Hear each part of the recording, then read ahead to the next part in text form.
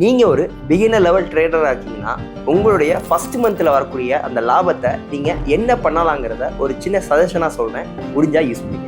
Majority of the beginner trader என்ன பண்ணுவாங்க அப்படின்னா, காம்பவுண்டிங் பண்ணால் நல்லா இருக்கும் அப்படின்னு சொல்லிட்டு அதுலேருந்து வரக்கூடிய லாபத்தை வெளியில் எடுக்காமல் காம்பவுண்டிங் பண்ணுவாங்க. பட் அது பண்ணுறது தப்பு இல்லை.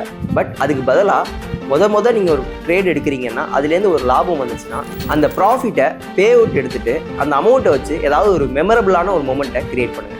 அதை நீங்கள் ஒரு பொருளாக வாங்கி பேரண்ட்ஸ் கொடுக்கலாம், ஆர்எல்ஸ் ஒரு சின்ன ட்ரிப்புக்கு போயிட்டு வரலாம், இல்லை உங்களுக்கே உங்கள் மேலே இன்வெஸ்ட் பண்ணுற மாதிரி ஏதாவது ஒரு விஷயத்த பண்ணலாம். நான் ஏன் இந்த விஷயத்த பண்ண சொல்கிறேன் அப்படின்னா, நீங்கள் ஒரு பிகினர் லெவல் ட்ரேடராக இருக்கும்போது உங்களுடைய ஃபர்தர் ட்ரேட்ஸ் எல்லாமே பாசிட்டிவாக இருக்குன்னு சொல்ல முடியாது, சிலது நெகட்டிவாக வரும். அந்த மாதிரி நெகட்டிவாக வரக்கூடிய ட்ரேட்ஸ் உங்களை டவுன் பண்ணலாம். அந்த இடத்துல உங்களை மோட்டிவேட் பண்ணி ரீவேம்ப் பண்ணக்கூடிய ஒரு விஷயம் என்னென்னா, நீங்கள் முதல் வரக்கூடிய அந்த லாபத்தில் நீங்கள் என்ன பண்ணீங்களோ அந்த ஒரு விஷயந்தான் உங்களை மோட்டிவேட் பண்ணும். இந்த ஒரு விஷயத்த நான் யாரெல்லாம் பிகினர் லெவல் ட்ரேடராக இருக்காங்களோ அவங்க எல்லாருக்குமே பர்சனலாக சஜஷன் பண்ணுவேன்.